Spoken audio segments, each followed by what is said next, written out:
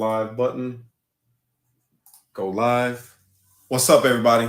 What's going on? I appreciate you guys already being here. Please share the live out. If you want to be a guest on here, come on up. You know how we do it. We keep it respectful. All right, here we go. Hit the go live button over here on IG. One sec. There we go. Going live. Okay. Now, we back on. We are back on. We just had a fantastic live right now. A lot of good discussion from the liberal and conservative side and people that are just apolitical, which is great. But we got to, I want to retouch on something about Kamala Harris being a DEI hire, which she is.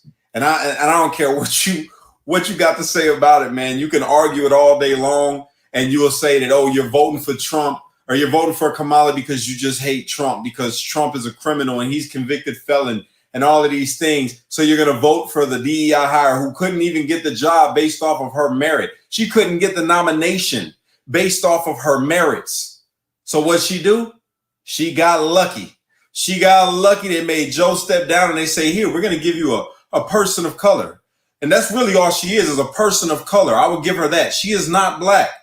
Kamala Harris is not black, has never identified as black pre-vice president. That's it. Plain and simple. You can argue it all you want to. You can get mad about it all you want to, but this is the facts. There's so many videos that are out right now of her literally only claiming her Indian heritage. Up until before her running for vice president, or really running to be the nominee in the first presidential election, she never identified as a black woman. Never. But she was taking proud credit in everything. When she became a senator, when she was a prosecutor, she was an Indian. Which is fine. Claim that. I feel like that's a spit in the face to all the Indian people in the world, man, that she won't claim y'all as the forefront. Why not go for the Indian vote? No. See, this is the same Democrat tactics that they use. They say, we're giving you a woman. We're giving you a black man. We're giving you now a black woman that's going to run.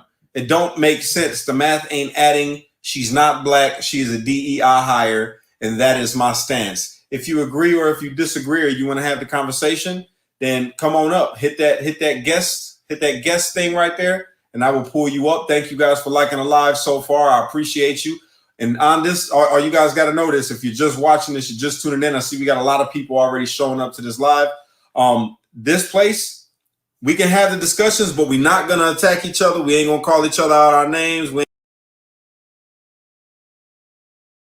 End of the day, we're all Americans. That's it. That's all I ask. What's up, bros? How y'all feeling? How you doing, my brother?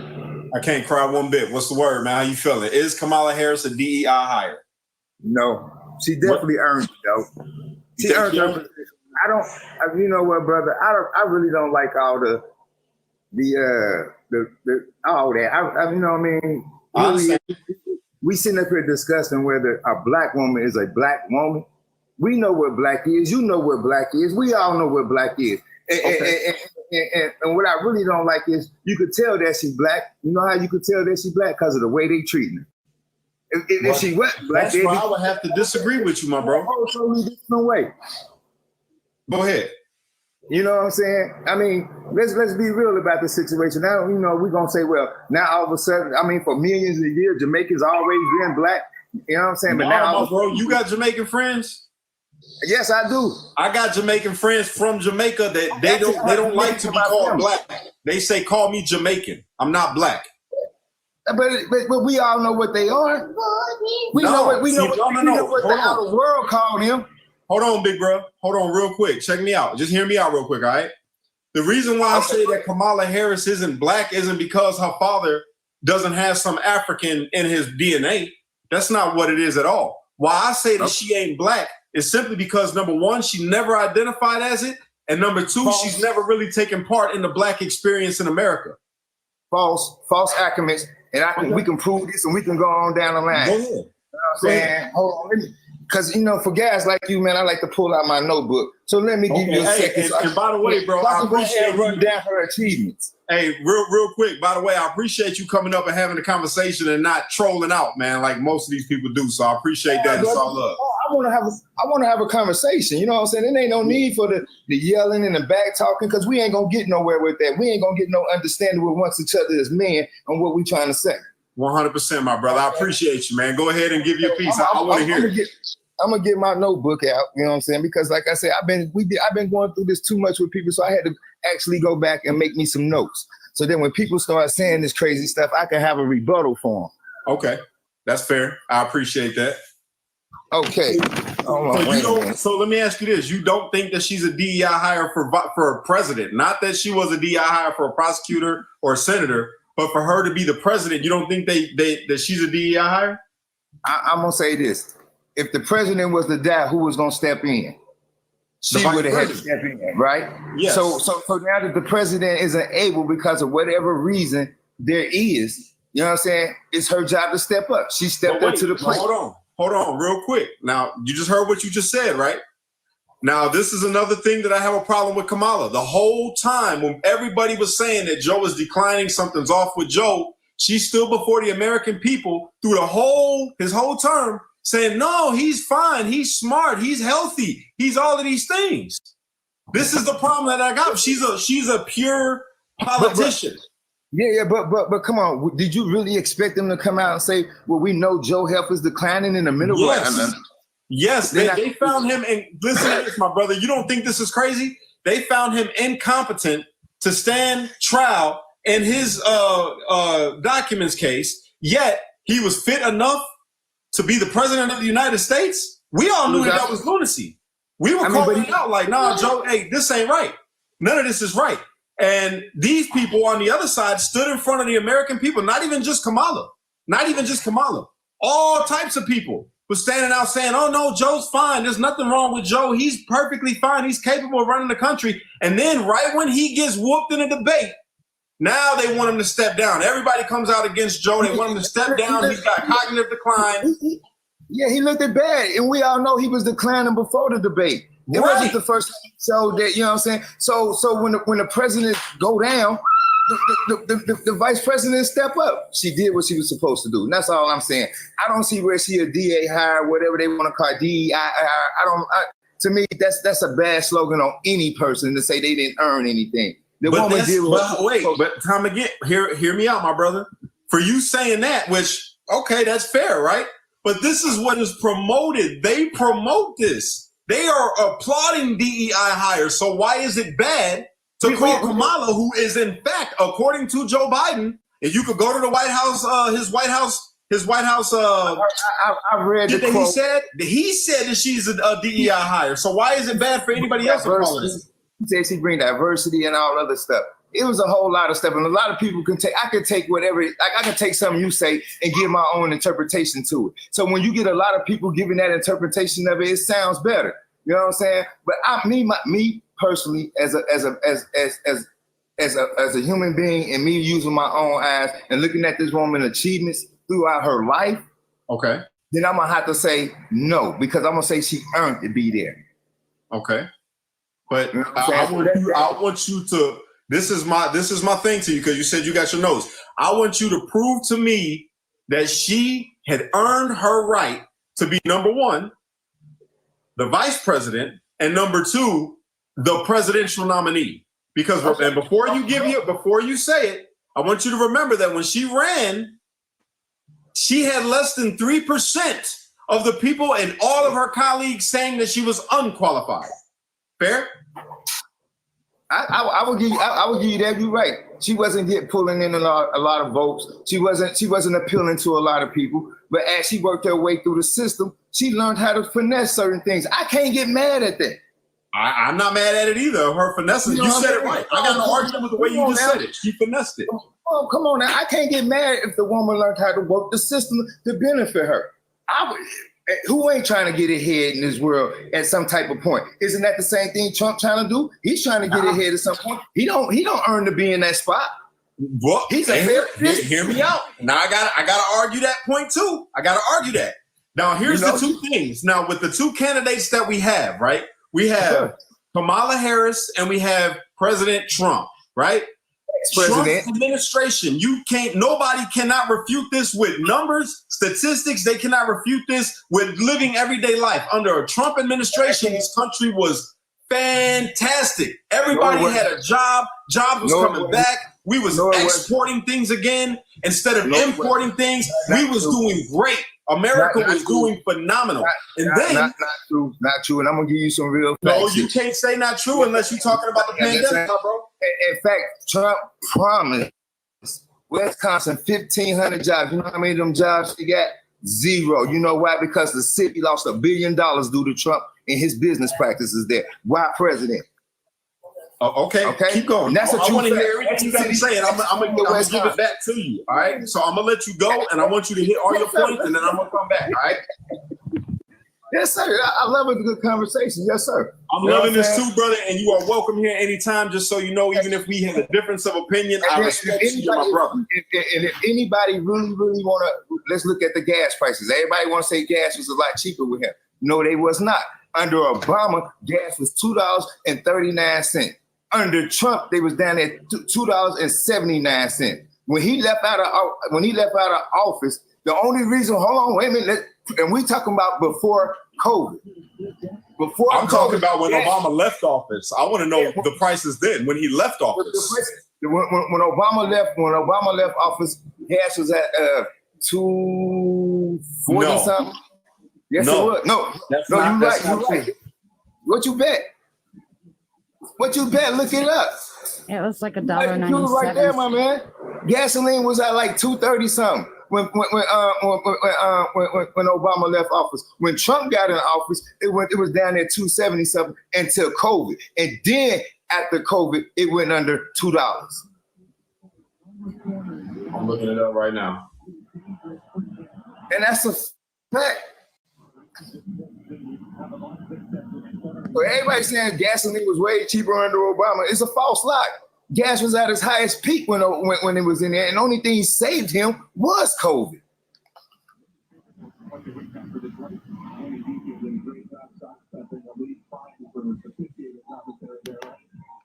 Okay, I'll give you that. 240 was the average. It was higher in some places where I live at, it was higher. That's why I said that. But we got to go off a national statistic of an average. So I'll give you that. You're right.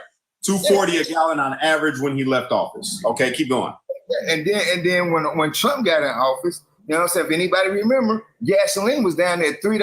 Everybody was mad about it, you know what I'm saying, and everything. And then COVID hit, and we forgot about the gas prices because we was able to sit at home for 2 years. And everybody keeps saying the economy was better, and the economy was better. And the reason why the economy was better at that time, because people wasn't moving around, and people wasn't, and you know what I'm saying, and the government had issued out a lot of money, and then we had tax breaks. We had the tax stuff going on at the same time. This is all around more. So a lot of people was running around spending money. And what people wasn't thinking about the economy at the time because we was at home with our families and nobody was working. You see what I'm saying? So when you take out all those elements and you put, you know what I'm saying? And then I hear you, but you're wrong though, my bro, about that part, and particularly about COVID, because the jobs, okay, let me put it to you like this. What's Joe Biden's unemployment right now? I know one thing. I don't know the exact rate, but I do know one thing. It's 3.4. Okay. When before COVID hit, under Trump's administration, what was unemployment? It was up there. Unemployment was up there before COVID. Wait a minute. I'm gonna tell you what made Trump's numbers look a lot lower. No, my brother, hold on, wait, don't deviate. Don't stay with me real quick. Don't deviate. We're gonna stay there. We're gonna stay with your point first. We're gonna let you make your point first, right? Okay. It's a true debate. I'm gonna give you your points. All right. So when Trump before COVID, what did unemployment drop to? Before COVID, it had to be under 3 points. That's about all I can remember. If I'm not mistaken, it was 3.5. All right. So with Joe getting it to 3.4, he dropped it a 0.1%.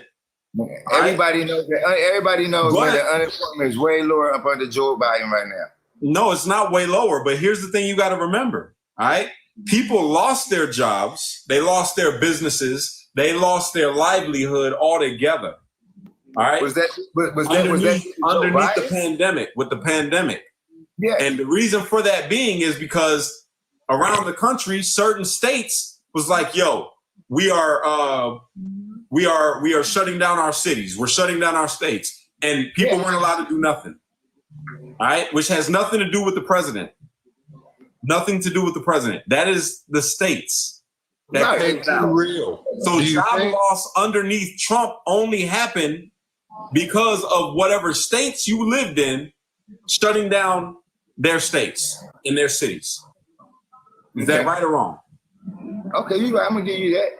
So then how could Trump be blamed for the job losses, but then then Joe Biden received the reward of them getting their jobs back? I'm gonna have to give you that. I'm gonna have to give you that, and the reason I'm gonna have to give you that because I haven't did the quite unemployment numbers. You just gave me something else to go back and research, and I will. You know what I'm saying? Because I'm a researcher just like you. You know what I'm saying? You know. And anytime matter of fact, I'm gonna hit the follow button right now. So the next time you followed you already, my brother. You know what I mean? I'm gonna come right back and we can rebuttal everything we say. You know what I'm saying? And I'm gonna tell you another thing I don't like, man. Go ahead. I don't like the fear tactics that the Republicans are trying to use towards black people. I don't like the fear tactics that the Democrats are trying to use for the trans community and black people. Because let's be 100% real if we have to be. When Trump was in office, America hated Trump. Let's remember that. Let's remember. Hold on. Let's go. You just shake your head. No, but let's. No, you're right. That. You're right. They did hate him when he became the president, but prior to him becoming the president, and ran to the voting polls by the boatload. Voting numbers been up to get him out of the way, get him out. But why though? Because of his tactics, his antics, and everything else he does. His politics is horrible. I mean, come on, man. He gave the most wealthiest people in America, the 1% of people in America, a tax break. You see your taxes this year. Hear me out. That's true enough, but every president does that, right? But this is what most presidents don't do that Trump did. Trump made it to where you and me also can get a bag and get a break. How? About what? What did he do to do that? Opportunity zones, the what's it called? The steel manufacturing, bringing that back. The automobile industry, bringing that back. Hold on. Not just that. He funded the HBCUs. He funded the HBCUs for the next 10 years. He did prison reform to let brothers that was convicted wrongly or harshly come home for nonviolent offenses. All of that. I'm gonna need you to look up the HBU thing for once. And you're gonna find out that yes, Trump did donate some money, but they didn't get donated. He didn't donate. He signed it into law. He signed it, whatever, but they didn't get all that money. You can ask the person that's the head of the HBCUs, and they'll tell you. You know why they didn't get all that money? All that money. You know why they didn't get it all? Biden put in billions of dollars into the HBCUs. So hold on, my brother. You know why he didn't get it all? Why they did? Because Biden undid everything on day one that Trump did. Literally signed more executive orders than any president in history. Because, of course he did. Whether it was good or bad, he literally did away with it. The Keystone Pipeline, 80,000. I believe it was 80. Hold on, my brother. 80,000 people lost their jobs in one day because he did away with the Keystone Pipeline. I love that one because y'all love. With all due respect, Mr. Go ahead, sir. Go ahead. Go ahead, my brother. Respect, host. That is not. Thank you. Number one, that's a project. What it was a projection of how many jobs the Keystone Pipeline would create. Temporary jobs. It was anywhere between 30,000 to up and upwards of 80,000. So there wasn't 80,000 people lost their job in one day. That's number one. Number two, these were temporary jobs over a 5-year period. Number three, you guys have yet to speak on the tens of thousands of permanent jobs that would have been lost once this pipeline came into place. Number three, you guys do not know or have not took the time to research. A lot of people. What did that affect your gas prices? When you look at it, when the Keystone Pipeline, the several different times in the past, including that time when the pipeline stuff was taken offline and we didn't do it, it did not affect gas prices at all. You can literally take the time, not you, sir. Anybody can literally take the time to look this stuff up. I hear you, my brother. And just so everybody knows, while we're on real quick, please keep tapping the screen and share this live out because what I try to do with TikTok is provide a place where we can, even if we have the most different opinions ever, right? And we ain't voting for the same person. We don't like each other's opinions. we are able to come together on this one and talk about it and still be brothers and sisters at the end of it. That's what I like to do. Keep it about unity. So we can have the disagreements. What I try to do, my last 15 seconds, I want to say this. Go ahead, what I try brother. to do is give. I don't care what anybody who you vote for, but when you hear me, I'm gonna give you the straight up facts, whether you like it or not. What I'm gonna give you is the straight up facts. A lot of things people have been hearing especially a lot of black conservatives, have been hearing absolute BS with no facts to back it up. Hey, my brother, if you want to know it, hold on. See, you making a claim right now about black conservatives. Let me just point out something to you. I'm not a black conservative. I'm a Trump supporter because I do my own studying. Understood. Right. Like I said, I'm not here to convince you not to vote for Trump. When I say something, anytime anyone in this panel want me to back up what I say with some facts and put it on the screen, I will do that. But everything I'm gonna tell you will be fact based. Okay, that's fair. Well, here's my question for you guys. Go ahead. What has the American people gotten from either side of the aisle that they promised? Nothing. Because you know what? I'm gonna tell you this out, and this is my thing. And let's be real, them elites up there, they don't give a shit about any of us. They really don't. Because if they did, you wouldn't be fighting every 4 years over voting rights. If we did, we wouldn't be fighting every 4 years over an infrastructure bill.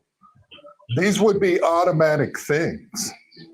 When it comes to your voting rights, go ahead. Well, we hear it every 4 years. You know what I mean? Agree. So what I'm saying is they make all these promises to us, yet they never keep them. Yet the only people in this country that are thriving are them. So, baby. So the what rest of us out here hustling. Yo, man, just so you guys know, this is exactly what I feel needs to happen in this country. This right here, this shit is beautiful to me. And before you keep going, oil spill, I'm gonna let you keep going, my bro. But I want to give D and SK Double Down a chance to say their piece as well. So whoever wants to go first. I was just going to say about the promises that he kept. It's pretty easy to find the promises that he kept. He increased veterans' health care. He saved the carrier plant in Indiana. He expanded mental health programs. He terminated some of Barack Obama's immigration executive orders. He required price transparency from health providers. He made no cuts to Social Security. He raised the tariffs on goods imported into the U.S. He used U.S. steel for infrastructure projects. He hired American workers first. He canceled visas to foreign countries that won't take undocumented immigrants back. He defunded Planned Parenthood. That was one of his campaign promises. He removed criminal undocumented immigrants. He ensured funding for the HBCUs. She reading off her list. Yeah, I'm looking at the internet. Yeah, ma'am, I know. Yeah. So can I ask you a question, if you don't mind? Sure. Can you tell me where it says he repealed and replaced Obamacare? And can you also tell me where these are the two major things he campaigned on.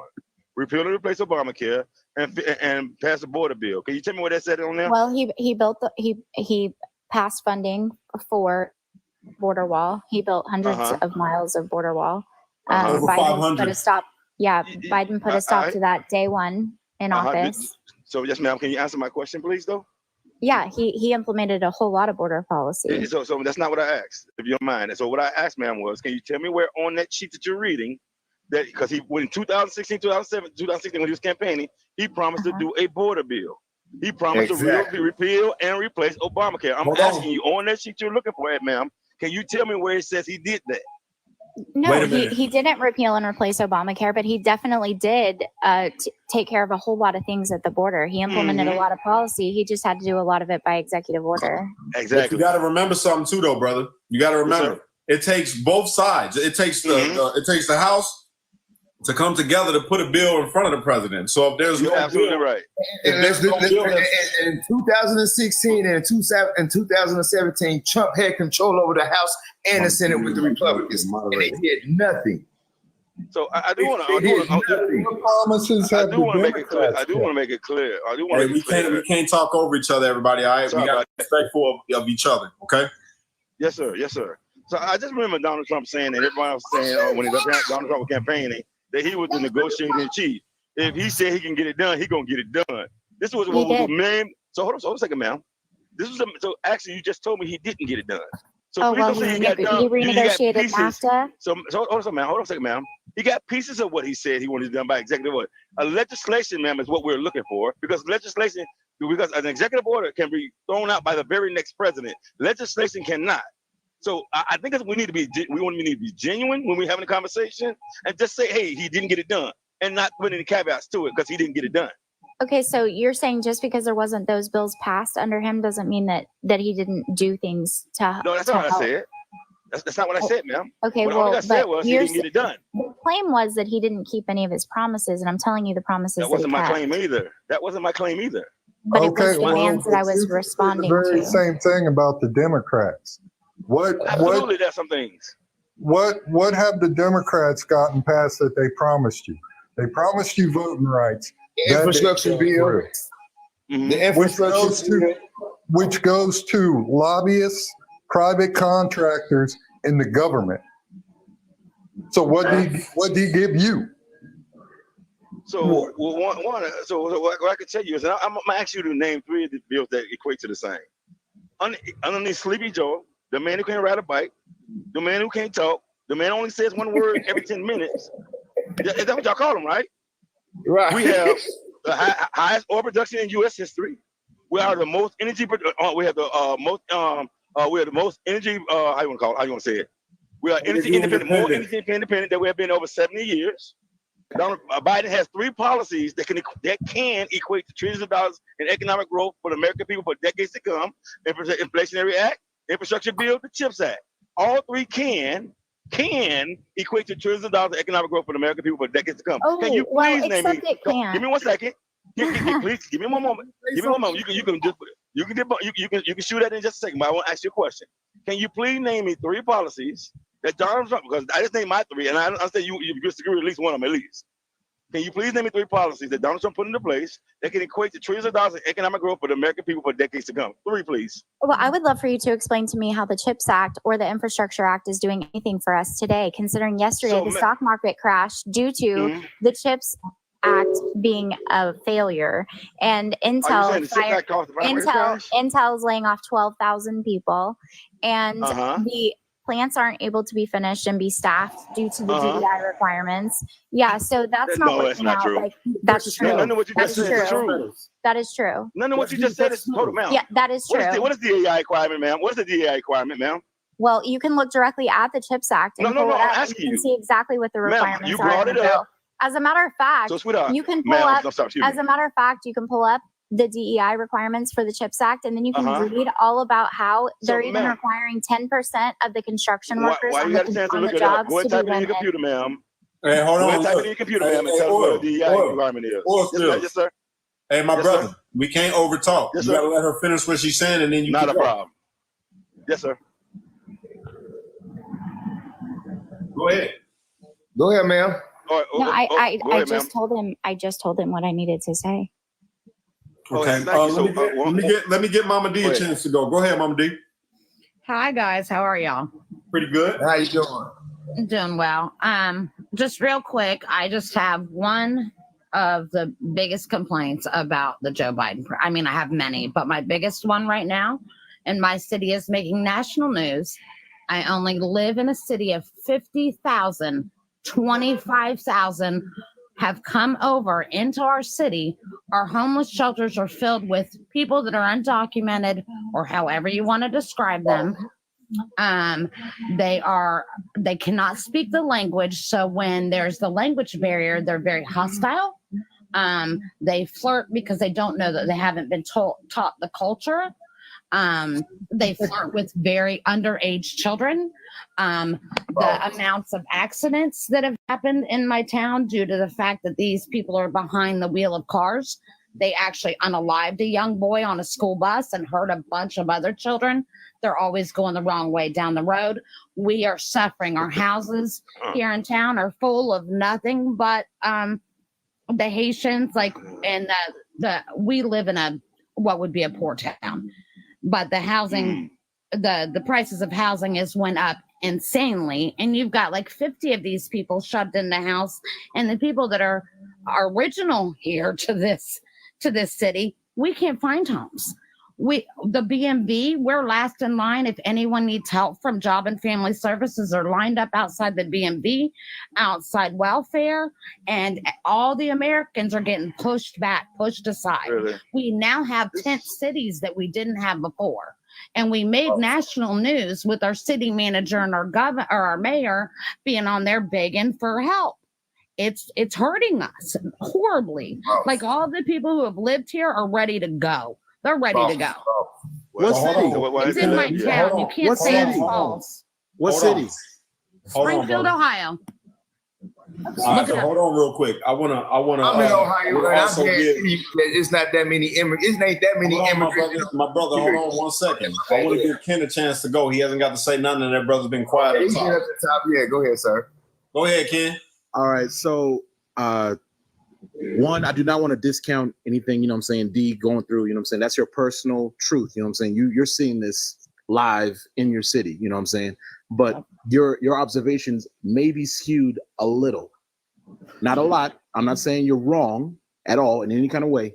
I'm saying your observations may be skewed a little bit, because when, like, let's say, like, when I go to the DMV in my city, Moreno Valley, California, all right, California.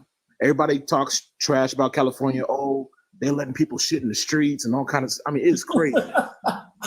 No. When you hear the things people say, and I'm just sitting there, I'm trying to explain to people, we have that many people. We have so many people in California. There's not enough room. There's not enough room. We're stuffed to the brim. To the brim. It's crazy. But what they are doing in California, which is hurting big corporations, and it's crazy, is the infrastructure, a bill that got passed that made it so that everybody got solar. Anybody know about that? Yeah. Anybody know what's going on with electricity and how they're freaking out because people are using solar instead of using them? Anybody figured out how at nighttime the rates triple because they're trying to get that money back, because they really hurting. They're like, oh my God, who's getting all this money? We got to get this money back. It's all because of what was passed by the Green Act. I don't even know if y'all heard about that. Do y'all hear about that? Because it definitely wasn't no Trump that passed the Green Act. Just don't be weird. Don't be weird. Don't get crazy on me now. It was not Trump that passed the Green Act. Made sure that we was trying to be more energy efficient. In fact, he took us out of it. Oh wow, yeah, I forgot about the Paris. Oh yeah, you guys believe clean air was good. Paris Climate Accord. He took us out of it. I couldn't believe it. I feel for them in Cali right now, bro. I really do. Keep going. My bad. I didn't mean to cut you off. No. You didn't cut me off. You adding. I'm. The thing is, we need to talk. Period. I talk to all my friends that are Republicans. I love all my friends that are Republicans. They're still people. All day, every day, they're still people. They're my people. I gotta be able to. I have a quick question on how you thought my perception was skewed. Ken, you said my perception was a little bit skewed on what was going on in my city when there's no jobs or anything. So can you elaborate on what you mean by skewed? I see what's going on in my city every day. Okay. So I did also say that you do see what's going on in your city every day. One thing that people don't realize is they're like, oh, all these immigrants are taking our jobs. What jobs are they taking exactly? Like specialized jobs? What do you mean? No, we are a poor city. So when I talk, it's mainly factory jobs, because we're a poor city. So most everybody here works a factory or works in a restaurant, and half these actually, and it's not even a jobs thing for me, because half of these people aren't even working. They're living off of the system. Well, not even just that. I can piggyback on this a little bit real quick. What jobs are they taking? I can tell you right now, the truck driving jobs, that they are definitely infiltrating that, taking the hell out of those, especially over here in my area, right? But then beyond that, go to Home Depot. You remember how when you go to Home Depot, you used to see brothers out there that's from Mexican brothers, and they be waiting for work? Now you go out there, bro, you hardly gonna see Mexicans. You're gonna see a whole bunch of others from other places around the country or around the world that are there. And what that does is it takes away jobs from people who actually work in the construction field. They can't get work because now there's such a large population of people everywhere in these cities, these sanctuary cities, that why are you gonna go and spend your money hiring a contractor when you could go over here to Home Depot when you go get your supplies and pick these dudes up to complete the job and pay them less than what you were paying your workers in the first place. Can I correct something that was said earlier? The Green New Deal did not pass. I mean, I'm not trying to. Not the Green. We're talking about the Paris Climate Accord. The gentleman just said it was for the Green New Deal. We're talking about the Green New Deal. He said the Green. No, he's talking about the Green Act in California. Oh, the Green Act in California. Oh, I thought you were talking about the federal. Okay, my apologies. Republicans killed that. Republicans killed that. My apologies. Yeah, Republicans didn't let that one that you just mentioned. We didn't. That didn't go. We said no. Okay. My apologies. I thought you were talking about the federal. Well, yeah, I want to transition just a bit though, because since we're on the topic of the border and people being over here illegally, how do y'all feel about that? I mean, we say Kamala Harris, should be the next president of the United States, but can't give any reason why. We can't give any reason. She don't have anything from her past that she could run on. And if you're from California, you know the type of prosecutor she was. It looked like she was targeting black men. You know what I'm saying? And even women. She locked up women for kids being bad. This is a fact. This isn't even this is nothing made up. 45 cases. Hold on. She only prosecuted 45 cases. Hold on. I'm not interrupting. Don't interrupt me. All right, I'm not interrupting you. I'm sorry. No, you good. I know that these conversations they do get high. It's nothing personal, brother. I don't take it personal. But when we look at Kamala Harris's record, bro, she's not, and this is the main thing that gets me. It gets me so upset. All right, and I'm gonna give a couple things, and then I'll let you guys have the floor. Okay, the way that she tries to portray that she is a black woman, right, compared to the way that she thinks black women are, the way that black women think, and how she had Megan Thee Stallion come and twerk in front of everybody on stage. All right, that I don't like, and that right there let me know that she was disassociated with the black community. And then beyond that, she never called herself a black woman up until she was running for vice president. And when she tried to get the nomination for president. Sure about that? Hold on. Are you 100% sure about that? Hold on. She identified herself as an Indian American and even made sure that when she became elected in California, that they put in them papers that she was an Indian American. In the Encyclopedia Britannica, she is an Indian American. Jesus, you got I could debunk this, but I'll let somebody else do it. That last part I'm being funny about. That last part I'm being funny, but you get what I'm saying. Okay, in 2000, you want to take this brother? Wait. And the last thing, my bad, y'all got me off. The last thing was she was supposed to be making sure that the border was straight, and she did exactly opposite. And now we're dealing with the stuff that we're dealing with in this country with the migrant crisis. Go ahead. All right. I'm gonna jump in and say a couple things, and I'm gonna let you have the rest of it, bro. Number one, when it comes to Kamala's job, the president of the United States, which is her boss named Joe Biden, did not tell her she was the border czar or anything of that sort. Her job was to go down to these countries down there and try to find out the core reasons as to why immigration was happening, why people were doing, and try to find ways to mitigate them coming. In other words, to try to prevent as many from coming or stop it at all, stem the flow. That was her job. All right, and she did that. The vice president's job is to actually walk presidential policies through Congress. That's one of their major jobs. She did that job. A lot of Joe Biden's policies got passed due to her doing her job. All right, now when it comes to her being black, we can see it. She's black. What you do not see is whether or not she's mixed with an Indian or something like that. Just like some of us may be mixed with something. Unless we tell you that we're mixed with A, B, and C. She's not black, my brother. Give me 1 second. Give me 1 second. Well, I'm not saying so. Once she is black, so once she is black. Number two, this is a very horrible endeavor. Back in 2006, she was doing things when it comes to black women being on panels and stuff like that. She was on these panels in 2006, long before she became vice president. Okay. So you guys really got to look this stuff up and stop just taking the narrative, because this narrative you just brought up my point, brother. This narrative that they're pushing, sir, is harmful to your community, because they're pretty much saying the reason why she got her job is because she was doing what they call her tour. Like I guess if the first lady, the previous first lady, didn't have her legs open wider than the letter V. You know what I mean? Stuff like that. Oh, come on now. Hear me out, brother. I know you're passionate about this, but hear me out. Right? Hear me out. First, I'm gonna ask you a question. Yes, sir.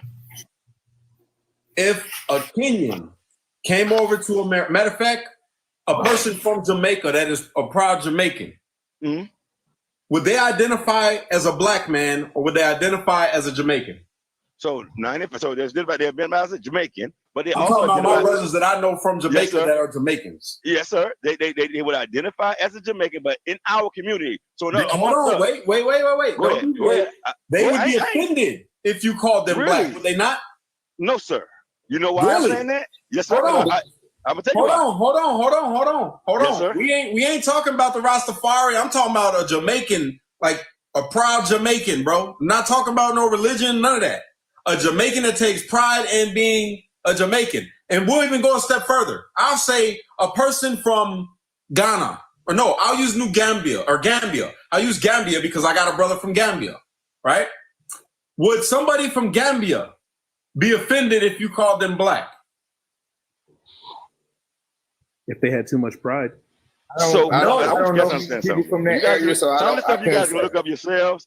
95% Here's my point. 95%. Her father does not identify as black. Her father identifies as a Jamaican.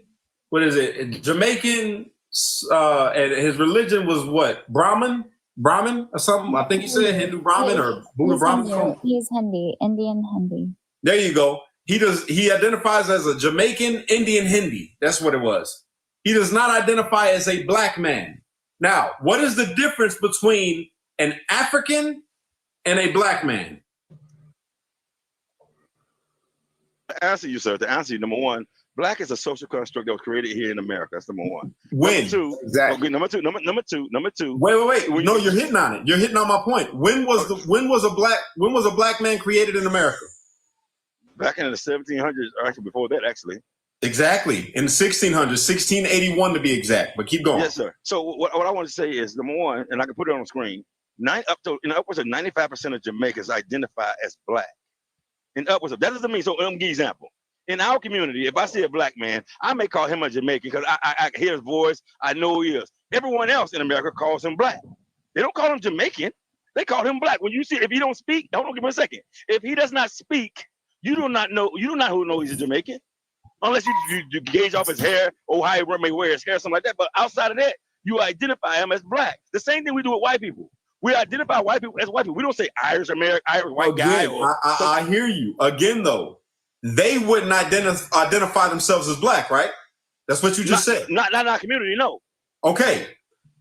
So why is it okay for Kamala to all of a sudden, who's identified as an Indian? I don't care if she's been on panels. She identified herself as an Indian. She is. She is one. What quality? Let me ask you this: if a white person was to start saying that they were black, would you accept it? If they are 50% or very large, not even. Less than 10%. Their great granddaddy was black, but they are white. Come on, you guys. Let's be real here. Answer me. Would you accept it? No, at a 10%, 5%, no, sir. But how about this? Well, this is what we normally do in America, and I think y'all need to be honest with this. We literally go over presenting. I don't want to pivot. I want to hit this point. I'm not. Would you accept a white person identifying as black? No, I wouldn't. If Trump came out tomorrow and said that his great granddaddy is black, right?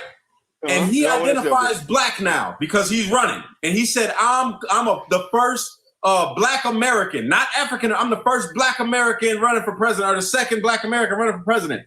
Would you accept it? No, sir. So then why are we accepting Kamala, who is first off, she's not black in any sense. In any sense. To me, what black is in this country is somebody that took part in the experience that I've had to go through in this country.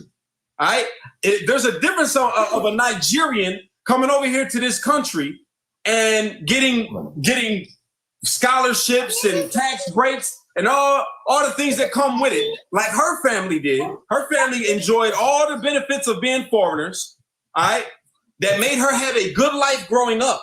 She didn't have no hardship. She didn't have no black experience. She never, ever, you can hear the way that she tries to talk. She don't sound like us. She don't, none of that.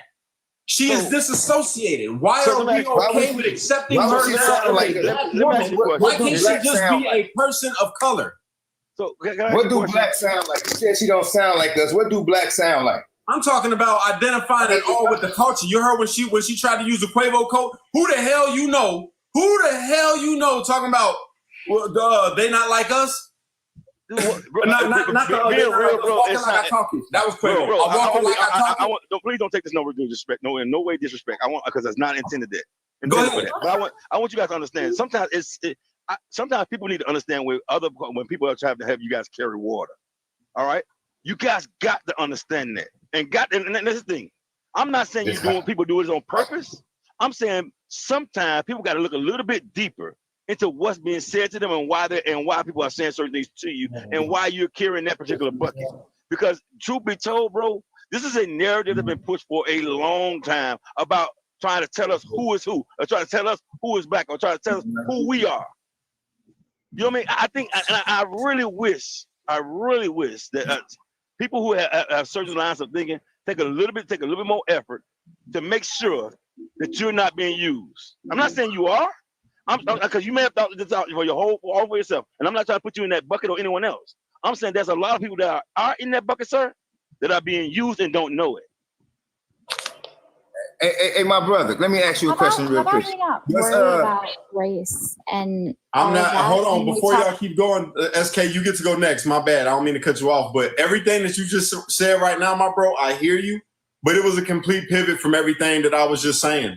You talking about I'm being used? I'm not being used. I do my own research. I got my own opinions. I got my own mind. Yes, sir. This is Cash is giving what I've learned and how I feel about the world. Not to say that I'm right. Shit, I could be wrong. To somebody else, I might be wrong. But this is I make sure as a Black American. I want to make sure you guys. I did make certain that I don't like targeting. I don't like targeting particular people. That's the reason why I make certain that I try to make certain that I'm not putting, because I don't want nobody to feel like I'm coming at them. No, you good, my brother. You straight. I just wanted to. I don't want to make it personal. I don't want to make it personal. I want to have a good conversation where it's not personal. That's the reason why I did it that way. For sure, it's never personal. I love everybody up on this panel. But before you go, Too Real, we got a new guest. Go ahead, bro. Okay. Oh, what's up with the Cash? How y'all doing, man? Love. How you doing, brother? Oh, I'm doing pretty well, man. You know what I'm saying? Just enjoying this Saturday. Yeah, I really don't want to derail the conversation, so I may wait for another opportunity to jump in. Me personally, right? I'm not really once we get there, I'm not really too interested in the discussion regarding race. I'll simply say this. I agree with the person that said Black is a social construct. And I think that since we know Black is a social construct, that it's manufactured, it's not reality, that many different people fall under this classification. But depending on the origin that someone has, the experience attached to this social construct is different. So someone from Jamaica may certainly indeed be classified as Black, but their socioeconomic experience is not comparable to the person that is born in the United States in the inner city community that may be classified as Black. So I'll call Kamala Harris Black just for the sake of being simplistic and factual. But I'll also acknowledge that there is a cultural and an ethnic difference. But I think that her racial classification is unimportant. I think as Americans, we spend far too much time being steered and maneuvered into topics that really actually have no tangible or material impact on any one of us, right? And so I'm more concerned on policy. I want to discuss what are the ideological differences between the two administrations. One administration is calling for a more centralized planning, socialistic. I'm not going to call it socialist, more progressive. Marxist. Well, you can call it So just for the record, I'm not tooting my own horn, But I have a deep affinity for political theory and philosophy. I'm extremely well versed on Marxism and all of the derivatives of it. I can differentiate between, let's say, Marx and Engels, but as opposed to the Frankfurt School or Gramsci. So no, And you she's would not. agree that her dad was a Yes, her father is an economist. tenured professor, There's a video of him Marxist saying. economist Yes, her father at is. Stanford University. Yes, her father is a Marxist. I think that we need to understand, right? The reason why the right, and I consider myself a conservative that happens to be Black, and I'm somebody that has studied fusionism, right, which is the blend between libertarianism, right libertarianism, and paleoconservatism or traditional conservatism versus neoconservatism versus neoliberalism versus classical liberalism. There are going to be similarities in ideologies. It's overly simplistic to say that she's a Marxist. Now, I have called her an authoritarian socialist. I think Orwell warned about oligarchical socialism, right? I think the left, everybody on the left, I'm talking progressives, modern liberals, socialists, democratic socialists, social democrats, they all mistake compassion for,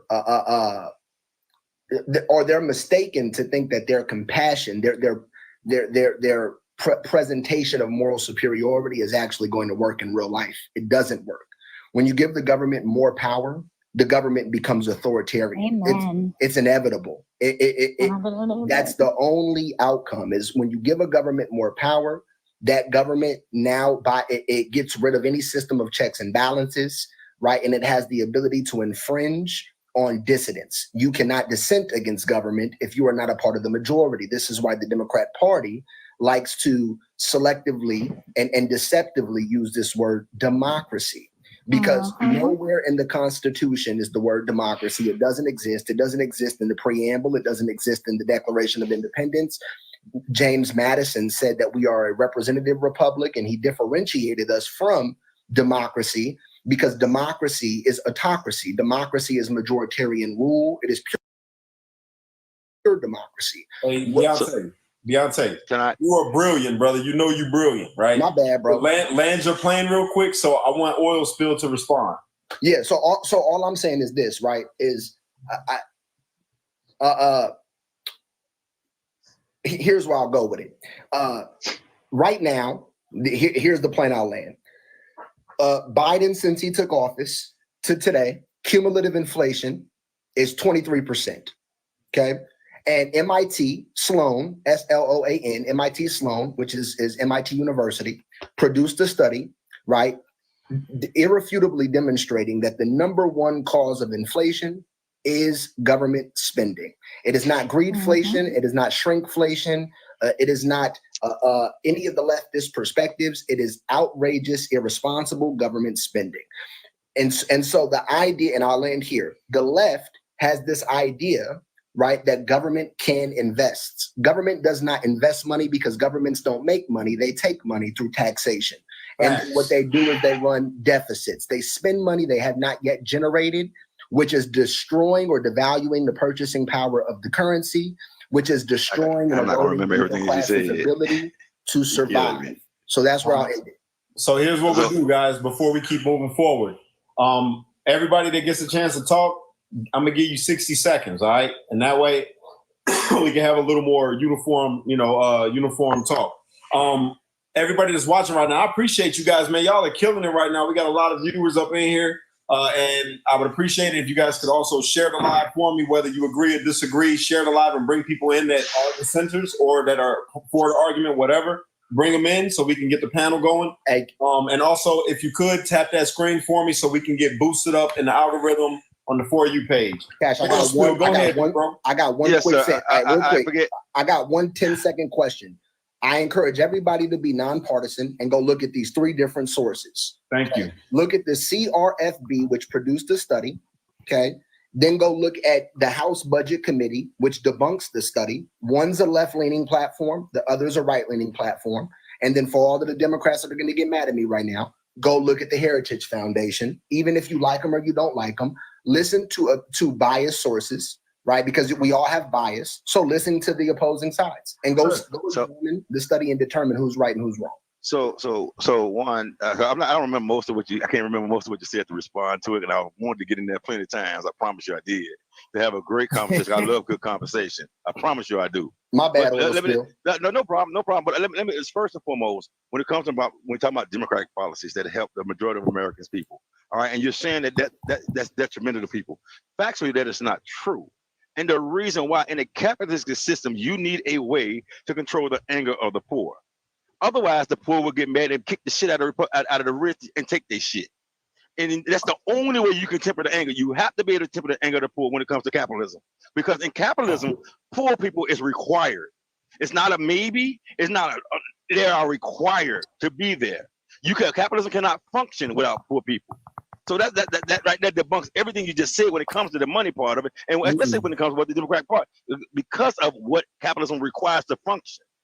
Not just, and so what you said, it sounds good, but you got to actually look at what capitalism needs to function. You can't look past that and then say, you know what I'm saying sounds good, but damn, truth be told, somebody got to be poor, somebody got to work. Everybody can't be wealthy in this system. Everybody can't be a middle class. Somebody has to do the Burger King work. Somebody has to do the sewage work. Somebody has to do that. So whether you don't necessarily have to be you, but somebody has to do it. Capitalism, and I am a capitalist, capitalism is a self-balancing system used when it comes to inflation, when you add inflation and deflation to balance itself in order to right the ship so that the poor don't get pissed and kick your ass and take your shit.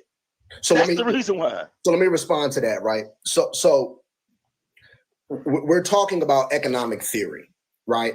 And I understand that you're absolutely right that Marxist ideology, and I'm using Marxist specifically because you're referring to the revolt of the poor. So some poor people, right? Which if you go read Marx differentiated between the proletariat, the working class, right, and the extreme peasantry.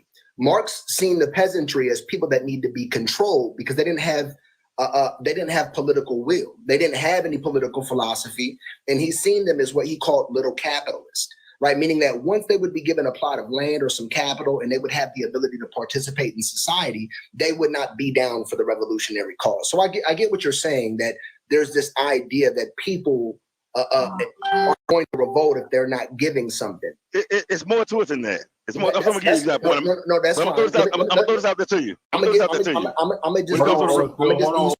give you some quick facts. Okay.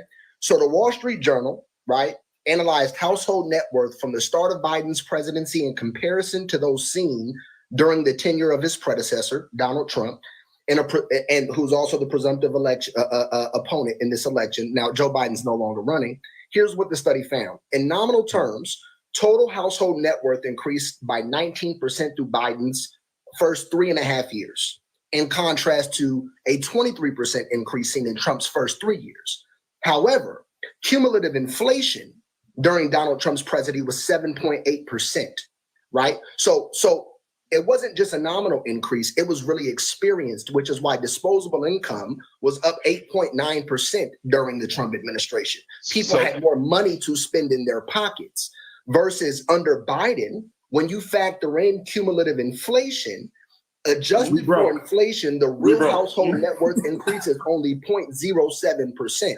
So this idea that all of this government spending has somehow improved and the financial condition of American people is completely false. It's so let me say this to you. Before you go, I just want to say I appreciate everybody that's on this live right now. Thank you all for the gifts. I appreciate that. Keep hearting this live because we're moving up and this is great. And everybody that's watching right now, please give the panel a follow. If you're not following these people, follow my man Deontay. I've never had him on my live before. You guys are just meeting him, but he does stuff with me. We do Breaking the Barriers together when he can because he missed it on. I ain't gonna miss no more, bro. My bad, bro. All right, bet. So yeah, give that brother a follow. He's a well of knowledge.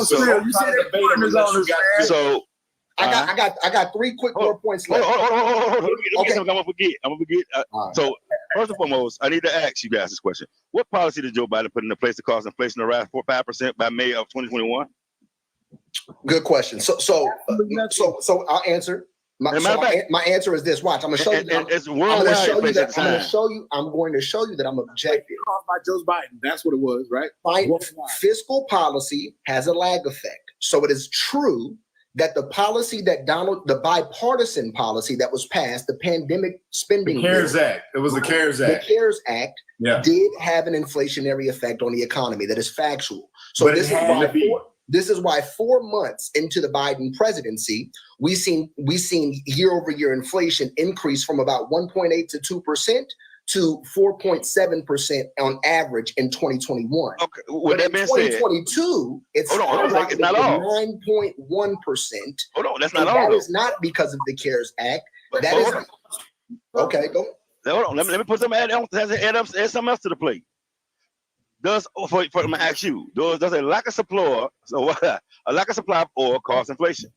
Can it cause inflation? Yes, it can impact energy cost, indeed. All right. So if in that point, who drains strategic oil reserves? That's not the purpose of the oil reserves.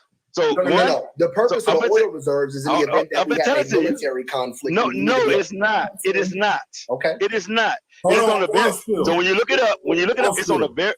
Hold on. Look, when you ask them a question, we got to give a chance to respond. Like the brother's giving you a chance to respond. But I just want to piggyback real quick and say, hell yes, it contributes to inflation in a couple different ways. And one thing that people got to remember is Joe Biden hit the reserves to bring down the gas prices. What's going to happen when he don't hit the reserves again? Gas prices are going to go back up. I digress. Go ahead. Keep going. Yes, sir. On the website. For one, the SPR actually has a website. And in the very first paragraph, it tells you why it's stated purpose. On the very first paragraph, what it is, whenever and number one, it's not for war. When we put this in the 1960s and 70s, reason why we did it because Saudi Arabia was using oil as an economic tool against us. And we said, screw you, Saudi Arabia. We will not let this crap happen no more. And we're going to build our reserve takes up. So if we run into this problem again, you won't be able to use this as an economic tool against us. Joe Biden literally used it for what it was. That's Joe Biden literally, hold on a second. Joe Biden literally used it for what it was designed for.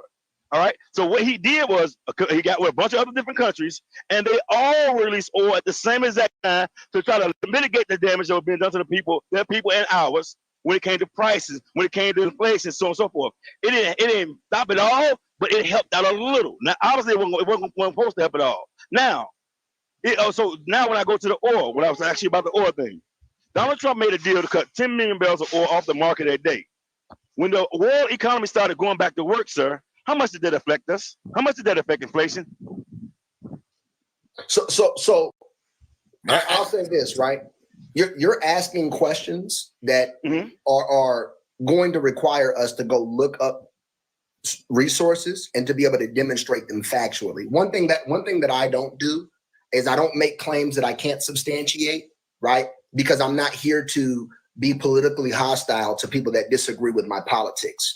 We could both like different candidates, but we have to rely on facts. So, absolutely. So what I would encourage everyone to do is MIT Management Sloan School. Okay, there's an article study called "Federal Spending Was Responsible for the 2022 Spike in Inflation," research shows. And then it has, and here, as a matter of fact, let me just do this. Let me give you the full screen, bro. Hold on. No, you good. You ain't got to give me the full screen. No, I'm gonna give it to you, bro. You cooking right now, man. I'm proud of you, brother. You're doing great. You funny, Cash. All right, I got a question after this, though. All right, so look. So economic variables influence on inflation, okay, by percentage, February 2022. So what this study does, okay, and I'm not going to read all of this. You can go read it yourself. But increased federal spending, it did help the economy bounce back during the pandemic. So I'm not opposed. Let's all be clear. When the pandemic happened and the market crashed in February of 2022, okay, everybody thought that we were on the verge of a Great Depression. And so the government, and when I say the government, I'm specifically referring to the U.S. Treasury, and I'm referring to the Federal Reserve, which is allegedly a private entity, although we know central bank independence is a lie.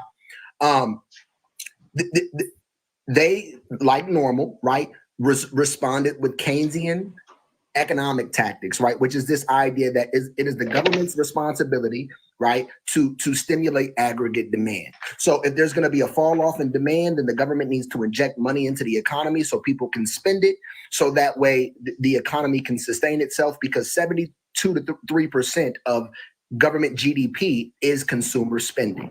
So what happened is the government kept spending money like we were in wartime unjustifiably. There was no need for all of the subsequent stimulus bills or the Inflation Reduction Act or any of the other major omnibus bills where the government is spending outrageous amounts of money, totally unnecessary. Okay. Right. So what they found was 42% of inflation can be attributed to government spending. And might I note, MIT is a left-leaning liberal institution. It is not a right-leaning conservative institution.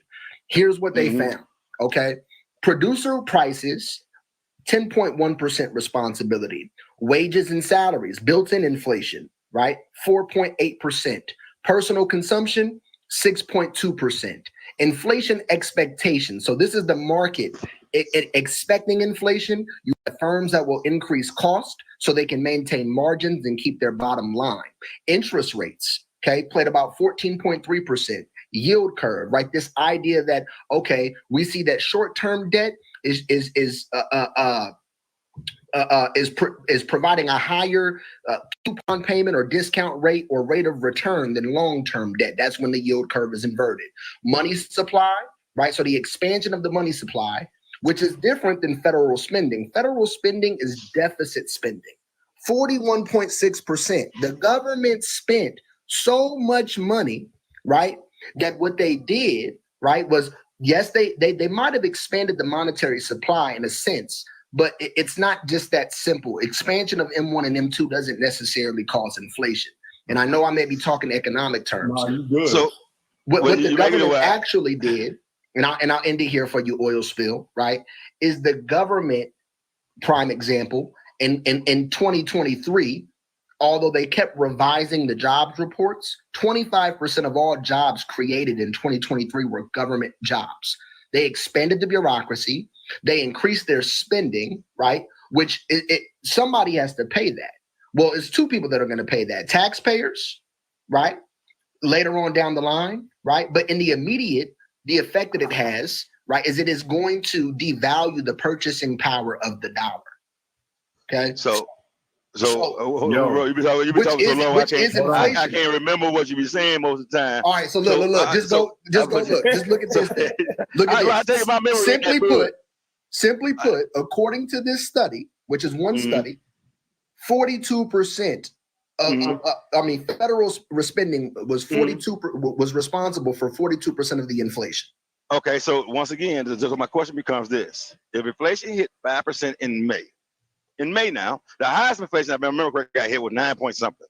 All right, if it hit 9 point something the following year, how much do you, based on your research, do you attribute my to? research doesn't matter. Let's just ask you not necessarily yours. I'm talking about MIT or whatever your chart's saying right there. How much does it attribute to Biden's injection of monies versus the monies that? Remember now, the very first year of Biden's administration, that's not his budget. Yeah, he's literally working off the prior administration's budget. Correct. So I'm asking. My next question. But the only thing that would have contributed, if we're saying, which there are challenges to the premise that government spending is responsible. I'll end it here, Cash. Government spending is responsible for inflation. If you listen to left-leaning economists, they're going to say no. If you listen to right-leaning economists, they're going to say yes. Wait, let me just say this. Let me get in there real quick. No, let me just say this one sentence. Hold on, wait. Time out. Everybody, time out. I got to say something, and then I'm going to let Oil Spill jump in. And then that's not true in the comments. Hold on. This is what I got to address in the comments real quick. So Jesse in the comments, right, is going crazy talking about Donald Trump and J6. Sister, I don't know if you know whose live you're watching right now, but I am a J6er. I just came home from prison about 6 months ago. All right. And Donald Trump ain't incite me to do nothing. I wasn't incited to do nothing. In fact, I left to go to the Capitol to protest before Trump even got done with his speech. I was there. So what you're saying is false, baby. It's false. So do me a favor and calm down. I know you losing your mind and liberal, and you're a liberal, white lady, so that makes you double crazy. I understand. But just calm down. Come on now. Talking crazy, man. So I had to do it. Free speech absolutism, Cat. So Free speech absolutism. Oil spill. Before you go, let me just say this. Killing me. You're killing me. Who got the The floor? only policy. Cash, who got the floor? The only policy. That Hold on, Deontay. I know you got some points, brother, but you are long-winded. You know that. You a debater. Let Oil Spill go real quick, then I'll let you respond, and then we'll hear from somebody else who wants to give a word. Yep. So what I would tell you is, when you look at when the data suggests that there isn't a policy that Joe Biden put in place at the time to cause inflation to rise around the world. There are plenty of things that Donald Trump did prior to that really affected him. All right, like I said, inflation was at 5% by May. Donald Trump also had the 10 million barrel oil cut that he negotiated with OPEC. That hurt. Why? Like I say all the time, the moment the vaccine hit the market, sir, everybody made people feel safe. Whether it's true or not, it made people feel safe. People started going back to work around the world by the hundreds of thousands. So when people go back to work around the world by the hundreds of thousands, you need oil to supply that demand. At first, demand was low. All over the place, bro. Okay, yeah. I'm sorry, Oil Spill. Come back in, but whatever you have behind you, you got to take down because they tried to flag my TikTok thing right now. Yeah, they told me that what you had was behind you was offensive and may get my live taken down. So I had to take you down, my brother. This is for entertainment purposes only, TikTok. Please excuse that. I don't think he knew what he had was harmful or offensive because, your rules are very strict here. So we trying to abide by them. But for everybody that's watching right now, please, we're going to take a brief 10-second intermission for you, if you wouldn't mind, to please like this live and then share it. Share it to somebody. Bring more people back. Oil Spill, please come back, my brother. I would love to have you back on because I love that, brother. I ain't going to lie. Even if we got a difference of opinion, I love this brother. I really do. Here he is right here. No problem. They might send it to you again because I did have a cigarette and I forgot. So it might be the cigarette. But before they kick me back out and send it to you again, I do want to say this. All right. When you have people going back to work around the world, oil is needed, and oil was short on the market when he cut. So what Donald Trump was doing at the time was trying to correct the problem that he himself endorsed. Like I was telling you guys before, Donald Trump is one of the main architects of why we had the 2018 oil crash, the great oil crash of 2018, because of him endorsing a crappy policy. All right, that crappy policy. When he did a speech to the conservatives, and he let them know that the oil companies came to him, and he had to turn around and help them out. What he was talking about was where he had to get OPEC to cut production in order to save the companies. Because we had lost over 100 plus oil companies, over 30,000 oil jobs, 10 plus refineries because of him endorsing stupid policies. Yeah, now, I need to like right now. What it sounds like you're expecting me to do is just to accept what you're saying as a matter of fact. No, sir. I can show it to you. I can throw it to you. Where would you like me to show you? I want the sources. Yes, sir. I want to hear the sources because what I do. Before we keep on going, guys, I want to give everybody else a chance to talk. So who was up next that wanted to say something?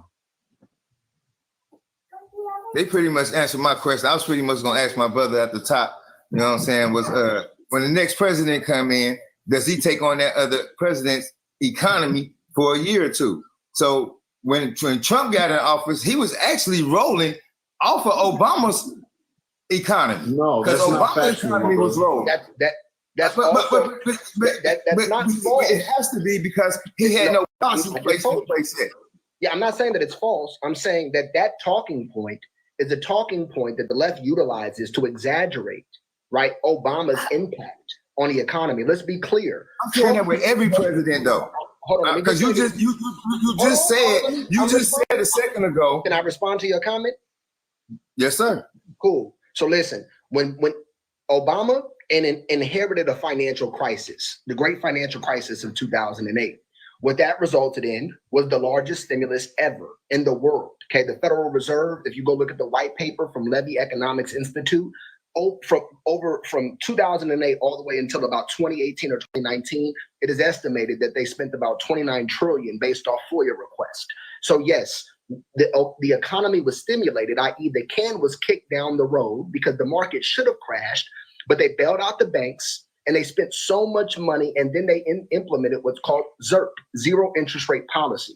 So when you inject tons of stimulus or money into the economy and you make it cheap to borrow, you're going to stimulate economic growth. But if you look at Obama's GDP, it averaged about 2.3%. So it wasn't massive, it wasn't amazing.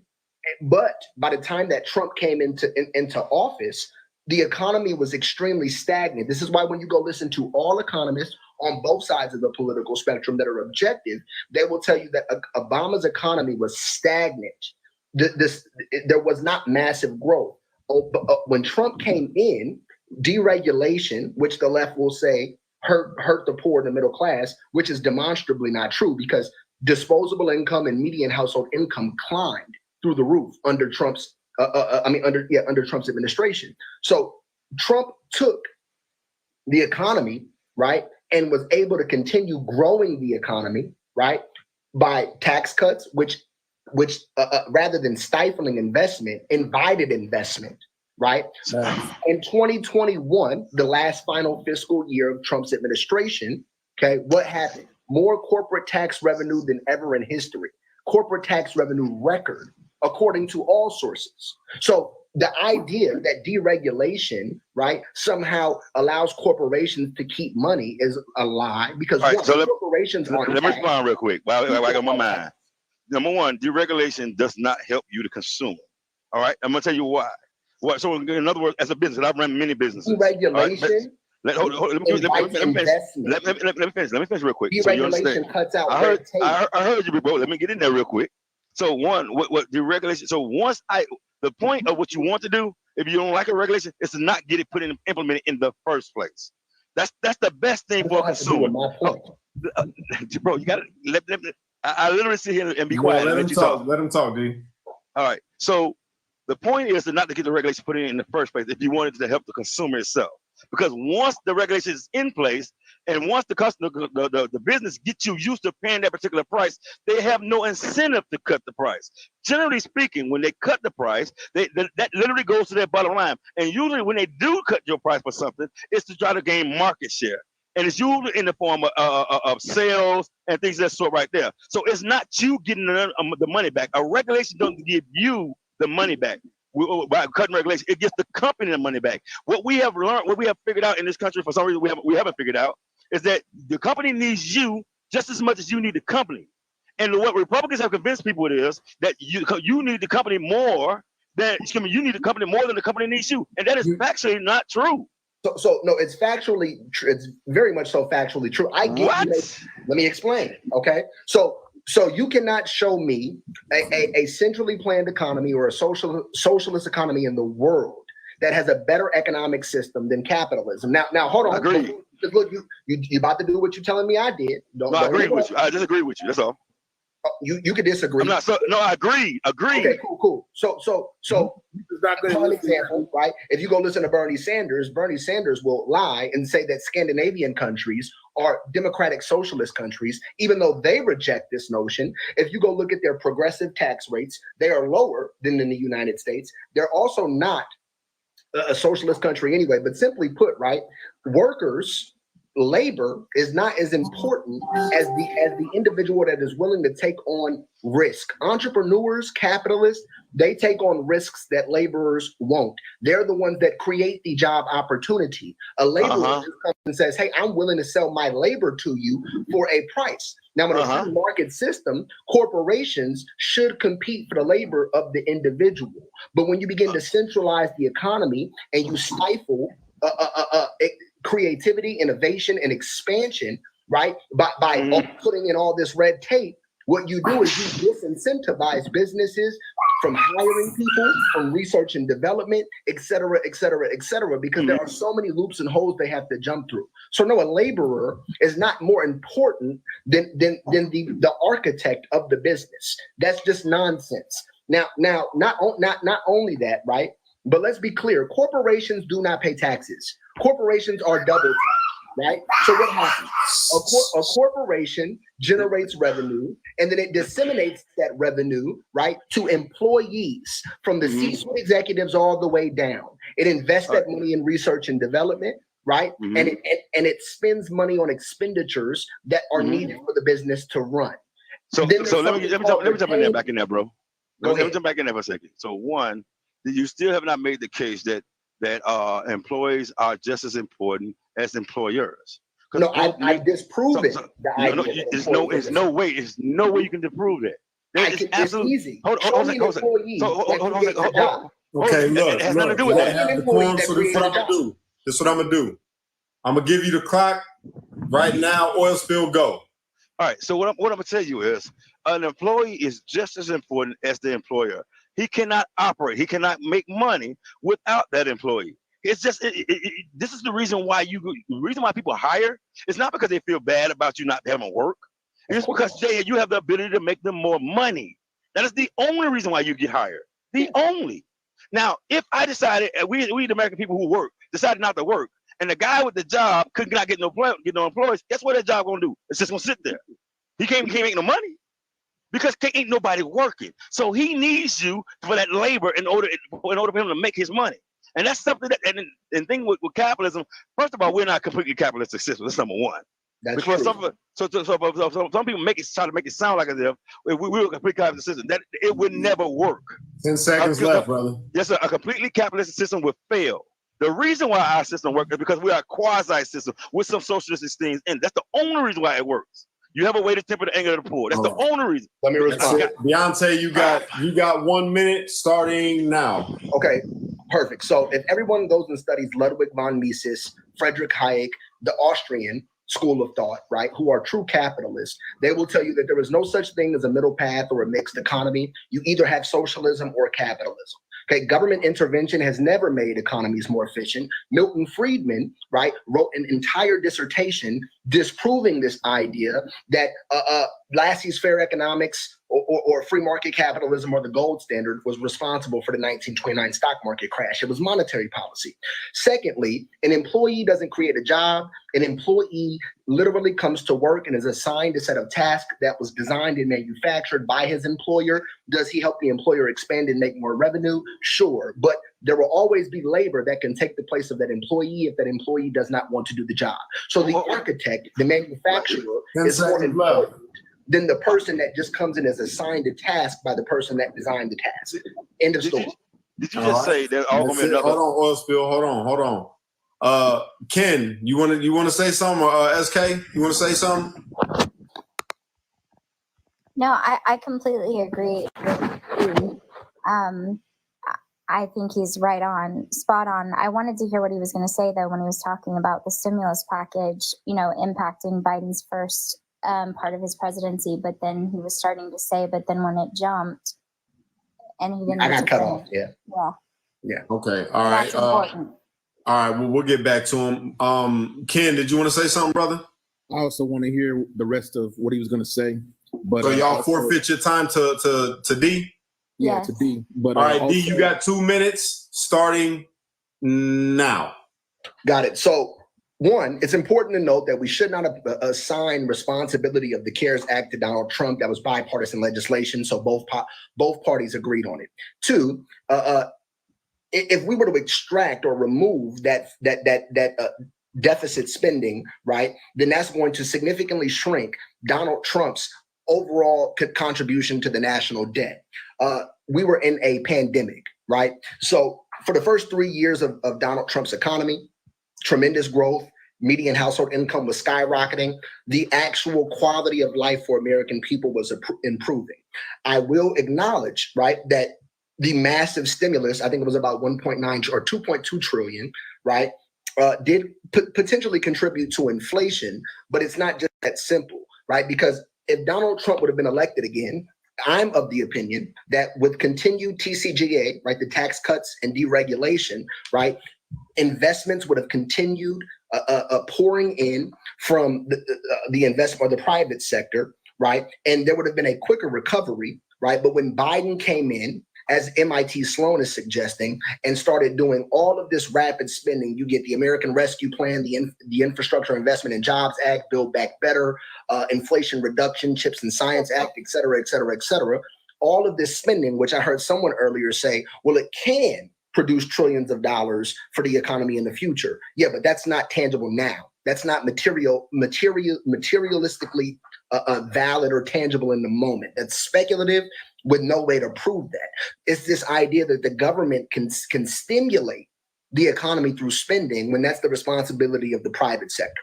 So I'm not going to blame the increase in inflation on the CARES Act. I think that's overly simplistic. But what I will blame the inflation on, last sentence, is the outrageous irresponsible fiscal spending from the Biden administration, which is substantiated by studies. Okay, everybody that's here right now, I appreciate you for being here, but I do unfortunately have to get off because I got to cover this Trump speech that's about to happen. Hey, Oil Spill, man, make sure you follow me back, brother. I followed you. I'd love to have you come on the show with us, bro. Real talk, your insight, I love, man. You're good. I'm gonna follow everybody up here right now. You gotta follow me so you can come in my live sometime. Hey, SK, he's a dog. This brother can. Yeah, I'm talking about. I'm like, this guy's good. Oh yeah, he's real good. He needs a bigger platform. That's why I brought him up here on this one, man. I'm trying to get him some more. I'm trying to get him some more followers on his TikTok, man. So if you guys appreciate can his stuff out, so everybody can get to know him. The brother's sharp as a fucking tack. Yeah, he's good. And the economy isn't my strongest debate topic, but I was wanting to go into the Marxism and socialism, and I'm glad you went there. Yeah, so we're gonna do it again, you guys. I'll be back on here in a little bit. I just want to cover this live, and then Deontay, if you ain't doing nothing, brother, you want to jump on live? Yeah, I'll hop back on later, bro. I got you. No, I'm saying right now, when I set this up, you want to jump on live? I'm gonna be streaming it on platforms, doing the Trump. You going on YouTube? Yeah, on everything. Yep, I'll hop on there. I'm gonna send you the link to IG. Absolutely. Hey, thank you, everybody. I appreciate it. Shoot me a follow if y'all want to have this conversation and more. My brother, you know what I'm saying, was real talking to you. You know what I'm saying? Too real. You already know, my bro. Anytime you want to come on, you're more than welcome as well, bro. It's all love. All right, much love, bro.